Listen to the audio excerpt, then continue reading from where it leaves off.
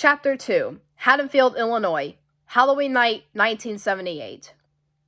Frank Hawkins, 25 years old, ran through shadows cast by tall, leafless trees, revolver in his right hand, flashlight in his left, feet pounding, heart racing, lungs heaving. When he joined the sheriff's department a few months ago, he hadn't anticipated running hellbent for leather through quiet neighborhoods, desperately searching for a madman, yet here he was. And he sure as heck hadn't expected that madman to be little Mikey Myers, all grown up and returned to Haddonfield to shed more blood. So far, Michael had killed 3 people during his homecoming, including Sheriff Brackett's teenage daughter, and the entire department was out in force, determined to make sure Michael didn't claim any more lives. There weren't any streetlights in this part of town. The residents here liked it dark and peaceful at night, wanted to preserve a cozy, small-town atmosphere. Streetlights, with their cold, garish illumination, were for cities, impersonal, crime-ridden, dangerous places. Not little old Haddonfield. And while some people had a habit of leaving their front porch lights on at night, most were off now, a signal to any late trick-or-treaters that the homeowners' candy supplies had been depleted. No one had their back porch lights on, though, which was why Hawkins searched their yards. The darkness made a perfect hiding place for things that preferred to go about their work unseen. Things like Michael Myers. He kept his flashlight off, though. He didn't want to give away his location to Michael, didn't want him to flee. Or attack. Hawkins had been 10, only 4 years older than Michael, when the boy had, for some twisted, unfathomable reason, slaughtered his teenage sister Judith on Halloween night in 1963. Michael had been institutionalized ever since, his family home long abandoned. Hawkins had no idea what had happened to Michael's parents. One day they were simply gone, their house empty. People gossiped about what had happened to him. Some said they'd had another child and left town to start their family anew, but no one seemed to actually know. Hawkins figured that remaining in town, and especially in that house, had been too painful for Michael's parents, and they'd gone somewhere they could, if not forget, at least not be constantly reminded of the tragedy that had struck their family. In the 15 years since Michael had killed Judith, Haddonfield's children had turned him into folklore, telling stories about Michael, saying his family had kept him locked in the attic where they tormented him and tortured him until he'd been driven insane. Or that he had been possessed by a demon that had forced him to commit murder. A demon that still remained in the Myers house and which would possess any child foolish enough to cross its threshold. Hawkins wondered what stories children would tell after this night was done. He stopped running, as much to catch his breath as to listen and see if he heard anything suspicious. At first, there was nothing, but then he heard the sound of a vehicle racing down a street a couple blocks over. He turned and saw the blue lights of a sheriff's department cruiser flickering between the dark silhouettes of the house as the officer halted down the street. Had Michael been spotted somewhere else? God, he hoped so. He wasn't afraid of encountering the lunatic, but it wasn't something he wanted either. He'd never fired his weapon on the job, had never had cause to even draw the dang thing. And while he hoped his training would take over if and when the time came to take a shot at someone, the truth was he didn't know if he could do it. And he wasn't in a hurry to find out. Besides, the rumor was that Michael had already been shot, 6 times as a matter of fact, point freaking blank. But that had to be bullcrap. No one could take that many rounds to the chest and live, let alone go on the run. If Michael had been shot, which Hawkins seriously doubted, he was most likely lying dead in some alley or ditch and his body wouldn't be found until the sun rose. Where were the other deputies? This was a lot of area for one man to search, so he'd called for backup a while ago. And while he didn't want to admit it, he was spooked out here by himself. He could use the reassurance of having more experienced officers with him. But so far, he'd seen no sign of them. He'd finished with this street, and he considered heading back to where they'd parked the cruiser. Maybe the other deputies he'd ridden with had finished searching and regrouped back at the car. Maybe they'd gotten word that Michael had been located somewhere else. But his job was to continue searching until he received orders to stop, so that's what he'd do. Besides, what if Michael was lurking somewhere around here? Hawkins wouldn't be able to live with himself if someone died because he'd gotten scared. He decided to head west, and he jogged toward an alley between a pair of 2-story houses, intending to use it as a shortcut. But he only made it a few yards before he froze. A tall, almost robotic figure was crossing the alley 50 yards in front of him. The man had just appeared, as if he'd emerged from the shadows, and he moved silent as a ghost, his feet making no sound. It was difficult to make out much detail from this distance, but Hawkins saw the man wore dark clothes, as if he were garbed in shadow itself, and his face was an eerie, spectral white. If Hawkins had known better, he might have thought the man was nothing but a disembodied head floating serenely through the night air. He knew at once that he had found Michael Myers. Or perhaps Michael had found him. Instinctively, he dropped his flashlight and fell into a shooting stance, feet apart, revolver raised, left hand gripping his right wrist. "Stop right there!" His voice came out strained and he winced to hear himself. He thought he sounded like a little boy playing police officer. But he didn't tremble and his gun, hand held steady. He didn't expect the man, Michael, to obey his less than authoritative sounding command, but he stopped walking at once. He stood there for a second, still as a statue, before turning to face Hawkins. Then, again, moving like a machine instead of a creature formed of flesh and blood, Michael started walking toward him. Hawkins couldn't tell if Michael was carrying a weapon, but he had a feeling the man didn't need one to be a threat. Michael was a weapon, all by himself. Hawkins spoke again, his voice whip-cracked strong this time. "Stop! Haddonfield Sheriff's Department!" Michael kept coming, moving with a deliberate, mechanical stride. As he drew closer, Hawkins could make out the features on his mask. He'd seen it before, or one like it, in the display window of a hardware store downtown. But on Michael's face, the mask's features seemed to have taken on a strange life. They didn't move, of course, but it looked as if the rubber had sealed itself to Michael's flesh, forming a second layer of ivory skin. So lifelike were the features that he wouldn't have been surprised to see the eyes blink, the nostrils flare, the lips tighten. Speaking of eyes, a black line ran from the left one down to the chin, like the track of an ebon tear. Was that blood? Had one of his eyes been injured?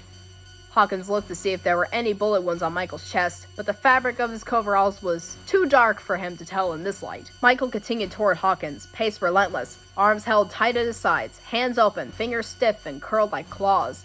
Hawkins was overwhelmed by sudden, atavistic fear, a profound sense of wrongness, as if the thing coming for him wasn't only inhuman, it was something that shouldn't exist. Terror in human form. Darkness solidified, death. The great nothing itself, given shape. Hawkins had been trained to give warning before discharging his weapon, but he was so frightened that he acted without thinking. He squeezed the revolver's trigger once, twice, 3 times at rapid succession. The gun roared and bucked in his hand, and the flash of its muzzle flare, so bright in the night's blackness, temporarily blinded him. He blinked furiously, expecting to feel Michael's hands grab hold of him any second, but he felt nothing. When his vision began to clear, he saw that Michael was gone. He ran to the spot where he judged Michael had been standing, looked right, left, turned back the way he had come. Nothing. It was as if Michael had returned to the shadows that had birthed him. Obviously, all of Hawkins' rounds had missed his target, perhaps not by much, but as the old saying went, a miss was as good as a mile. Hawkins squatted to examine the ground. He retrieved his flashlight, turned it on, and shined its beam downward. The alley wasn't paved, and he saw depressions in the moist dirt. Boot prints, proof that Michael was human after all. Hawkins reached down with his right hand and ran his fingers over one of the prints. They came away wet and sticky with blood. Michael's blood. The man could bleed, and what could bleed could die. "Hawkins, you okay?" Hawkins' ears were ringing from the sound of his weapon discharging, and the voice sounded muffled, far away. Still, it startled him, and he sprang to his feet, revolver raised, ready to defend himself. 3 men ran toward him, all carrying lit flashlights and wearing sheriff's department uniforms and brown jackets. They, too, had their guns out, but they carried them at their sides, and Hawkins, embarrassed, quickly lowered his weapon. The 3 men weren't that much older than him. Tobias and Sullivan were in their 30s, and McCabe was around the same age as Hawkins. As veterans of the sheriff's department, they delighted in busting the rookies' balls, but Hawkins was glad to see them now. Deputy McCabe, the one who had asked if he was okay, reached him first, but Sullivan and Tobias were close behind. The men might be veterans of the sheriff's department, but right now, they all looked as scared as he was. "Did you see him?" Tobias demanded. "Where did he go?" Now that the encounter with Michael was over, Hawkins lost control of his emotions. He began to tremble with fear, and when he spoke, he practically yelled, "Where have you guys been? I called for backup 10 minutes ago." "Easy, rookie," Sullivan said, an edge of irritation in his voice. "Slow dance in the big city," McCabe added. Hawkins was unfamiliar with the phrase, but he got the gist of it. He took a deep breath, let it out, and forced himself to speak clearly. "He crossed right there, saw him from 50 yards away, then he just disappeared." The 3 older deputies exchanged looks. "Loomis said he shot him multiple times in the chest," McCabe said. "So it's more than a rumor," Hawkins thought, and he shuddered. "No one could survive that," Tobias said dismissively. He shined his flashlight on the ground. "Hey, footprints." "Always late to the chase, Tobias," Hawkins said. He knew that Tobias would be angry with him later, but right now he didn't care. Michael was out there somewhere, and they— "Shut up," McCabe said. Then he shushed them. "Shh." Without speaking, the 4 deputies moved to stand back to back and directed their flashlight beams outward. They saw nothing. A siren wailed in the distance. He just disappeared, Hawkins repeated. His voice held more awe than fear now. McCabe began barking orders. Sullivan, you and Tobias search Chestnut, south to the bypass. Hawkins and I will track Market Street to Lampkin. We'll catch him. Catch him? Hawkins said in disbelief. You kidding me? That guy just killed Sheriff Brackett's daughter Annie. You see Michael Myers, you shoot him. Got it? Hawkins knew it wasn't his place to give orders, especially when they countermanded McCabe's, but he couldn't help it. He'd seen Michael, had felt the vast emptiness that was shaped like a man. They hadn't. Sullivan and Tobias shared an uncomfortable look. Then they turned to McCabe. Go, McCabe said, and the two men started jogging down the alley. When they were out of earshot, McCabe turned to Hawkins. Jesus, Frank, you can't be barking orders like that. Our badge says protect and serve, not shoot to kill. Embarrassed, Hawkins looked away from McCabe. A moment later, McCabe began walking, and Hawkins fell in line beside him. I used to know him, you know, McCabe said, his voice subdued. Michael, when we were kids? This surprised Hawkins. McCabe had never said anything about this before. He one of those weirdo freaks who'd pulled the wings off butterflies, that kind of thing? Hawkins asked. McCabe shook his head. Not that I ever saw. He killed his sister when he was 6 years old, Hawkins put in. He immediately felt stupid for saying this. Everyone in town knew this fact, and McCabe surely did. But Hawkins was nervous and had felt as if he had to say something. If McCabe was irritated by Hawkins' interruption, he gave no sign. Yeah, my mom used to make me go to his house to play. Sometimes Michael would just stare out his sister's bedroom window. I always wondered what he was looking at. And then one day, he just snapped. Hawkins tried to imagine Michael, an ordinary little boy, standing at Judith's window, gazing outward, seeing what? He was looking at Haddonfield, Hawkins said. A simple town where nothing exciting ever happened. Until now. They continued their hunt in silence. On a street corner several blocks from where Hawkins and McCabe searched, 11-year-old Lonnie Elam was in trouble. 3 teenagers in Halloween costumes, 1 girl, 2 boys, had surrounded him, and they were furious. Worse, they were all Mulaney's, which meant they were Conrad Mulaney's siblings. Up until 10 minutes ago, Conrad had been Lonnie's trick-or-treat partner. Neither of them wore costumes. Costumes were for little kids. They each wore jeans and sneakers, but while Lonnie wore a boring plain t-shirt beneath his red jacket, Conrad had on a pretty cool Kiss concert t-shirt under his blue puffer jacket. It wasn't as if Conrad had actually been to a concert. One of his brothers had brought the shirt home for him, but that didn't make it any less cool. At the last house Lonnie and Conrad had stopped at, they'd each only gotten a single piece of candy from stingy old Mr. Harrison, a tiny brick of rock-hard bubblegum for Lonnie, but for Conrad, the lucky jerk, a full-sized gobstopper. As they headed back toward the sidewalk, Lonnie had said, "Want to trade that gobstopper for my bubblegum?" Conrad had laughed. "Are you crazy? Did you see how big it was?" Lonnie had. What's more, Lonnie hated bubblegum, and Conrad had been getting better treats than him all night. He'd get a dumb lollipop while Conrad got a peanut butter cup. He'd get a stale popcorn ball while Conrad got a brownie wrapped in cellophane. It wasn't fair, and Lonnie had decided to do something about it. He pushed Conrad hard, and when the boy fell onto the grass of Mr. Harrison's front lawn, he dropped his bag of candy. Lonnie snatched it up, jammed his head inside, and rummaged around until he found the gobstopper. Grinning, he dropped the bag. He only wanted the candy. It wasn't like he was a thief or anything. And started running. Conrad shouted after him, calling him names, some of them cusses that Lonnie had never heard before, in which he decided to file away for later use. Lonnie kept running until he was sure Conrad wasn't following him, and then he slowed down to look at his prize, still gripped in his hand. Once he'd examined it more closely, he saw that the chocolate bar wasn't that big, but even if it had been jumbo-sized, he knew he shouldn't have taken it. And now that he'd stopped running and had a chance to think about it, he wasn't sure why he'd stolen it. Conrad was supposed to be his friend, and friends didn't steal from each other. Lonnie sometimes did things out of, what was the word his mom had used? Impulse. She'd said that meant he did stuff without thinking first. Later, when he did have a chance to think, he'd regret what he'd done. Well, sometimes. He decided to go back to Mr. Harrison's, give Conrad his chocolate, and tell him that it had all been a dumb joke. Now he was sorry. He'd been on his way when Conrad's siblings came running down the sidewalk toward him. Conrad wasn't with them, but Lonnie had no doubt Conrad had told his brothers and sister what he'd done. He wouldn't have been surprised if Conrad was watching from a hiding place somewhere close by. He was kind of a wimp. Conrad's siblings evidently didn't think costumes were for kids. Maybe costumes became cool again once you got older. Marcia Mulaney was dressed as a witch, pointed black hat, cape, short black skirt. She was blonde, but tonight she wore a frizzy black fright wig. Glenn Mulaney was dressed as a soldier, mottled green combat fatigues, big black boots, black grease paint striping his face. A plastic toy rifle completed his look. Ian Mulaney was decked out as Frankenstein's monster. Green makeup, scars painted in red, plastic bolts affixed to his neck, black turtleneck, black pants, and even bigger boots than Glenn's. "He's gonna get you. He's gonna get you," Glenn chanted. Lonnie knew Conrad's siblings. Kind of. He'd been over to their house a number of times, and they'd nodded to him and said hey, but that was about it. They were teenagers. They viewed Conrad and Lonnie as little kids and wanted nothing to do with them. But that didn't mean they intended to let anyone get away with picking on their little brother. Marcia leaned in close to his face. When she spoke, her voice was tight with anger. "Lonnie, if you touched Conrad's candy, I swear to God I'll beat you into the ground." Lonnie's first instinct, his impulse, was to lie. "I didn't take it. Wasn't me. It was Richie." Richie Castle sometimes hung out with him and Conrad. The three of them had been messing around earlier tonight at the Myers house. Conrad and Richie had dared him to go in, but he'd only made it as far as the front porch before someone, probably another frickin' teenager out to scare some kids, had whispered for him to get out of there. All three of them had run after that. Richie hadn't stuck around to go trick-or-treating with him and Conrad, though. Every year his mom and dad dragged him to his aunt's annual Halloween party. But Marcia didn't know that Richie hadn't gone with them. Lonnie hoped. Ian sneered, making him look even more like Frankenstein's monster than he already did.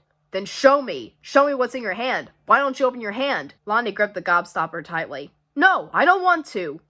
Glenn stepped toward him then. Glenn was big and strong and, from what Conrad understood, he intended to enlist in the army for real when he graduated high school.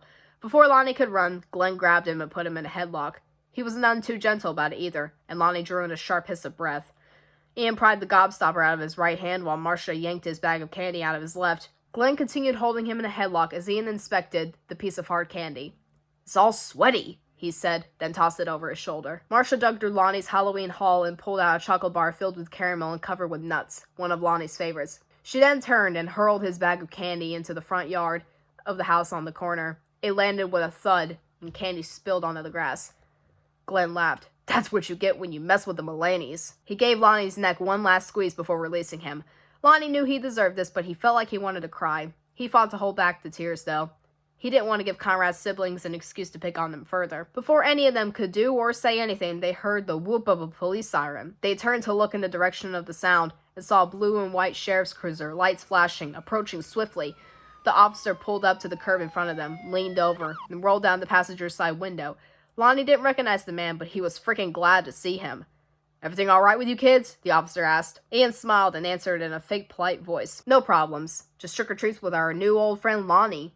As if to bolster her brother's statement, Marcia also smiled and put an arm around Lonnie's shoulders. Her grip was tight, and Lonnie got the message. Don't even think about narking on us. His eyes were watery, but he fought even harder to hold back tears and managed a smile of his own, although he doubted it looked very convincing. The officer looked at each of their faces in turn, scowling, as if he was shooting some kind of truth rays at them from his eyes. In the end, he must have decided they were okay, because his features eased. "Be on the lookout for a man in a white mask," he said. The Mulaneys exchanged bemused looks. "It's Halloween," Ian said. "Halloween masks." "That's right. I need you all to go home right now. Go home to your parents." He paused, then added, "And lock your doors." The way the officer said those words, "lock your doors," set the chill shivering down Lonnie's back. The man sounded scared, and Lonnie wasn't used to adults being scared, let alone a sheriff's deputy. Deputies carry guns, real ones. What did they have to be afraid of? "Why?" Marcia said. She sounded frightened as well. "What did he do?"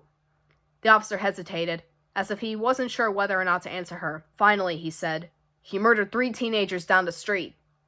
Lonnie and the Mulaneys stood there, stunned, as the officer hit the gas and sped away. Lonnie watched the vehicle skid around a corner, and then it was gone. "Come on," Glenn said. "Let's go get Conrad." Lonnie hoped the Mulaneys would let him tag along, but Marcia shoved him away from them. "Don't get murdered, Lonnie," Ian said. Marcia started chanting them, and her brothers quickly joined in. "He's gonna get you! He's gonna get you! He's gonna get you!" The 3 teenagers laughed, turned, and started walking away. Lonnie considered running after them so he wouldn't be out here alone, but he'd had enough of being bullied for one night, whether he deserved it or not, and he was still too ashamed of what he'd done to face Conrad. Besides, his house lay in the opposite direction from where the Mulaneys were going. He retrieved his bag of candy from the yard and started walking. So anyways, guys, that was chapter 2 of my audiobook for the Halloween Kills novelization by Tim Wagner. I really hope you enjoyed this chapter. Really do hope you enjoyed it.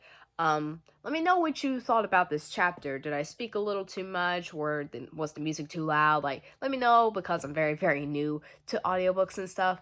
But go ahead and let me know in the comments. Be looking forward to chapter 3, which is a continuation of the 1970 flashback, and then we'll get back into the current timeline and pick back up where we left off in Halloween 2018. No, I have not read the 2018 book. I was never able to get a hold of it. Hopefully I will someday. Hopefully. But I was very grateful to get a hold of this book. It was only $9 at Barnes & Noble when I got it, so I was so lucky. And I got a lot of classic horror books that I'm probably going to be reading in the future. Maybe not, I probably won't do an audiobook for them, but I'll definitely be buying them someday. Buying them, what the freaking heck? I mean, reading them. Ringu by Koji Suzuki, The Exorcist, Psycho, The Silence of the Lambs. I got those books, which is freaking awesome. So, anyways, guys, be looking forward to chapter 3 of the Halloween Kills novelization audiobook. This is Adeline from Adeline's Horror World. I'll see you next time.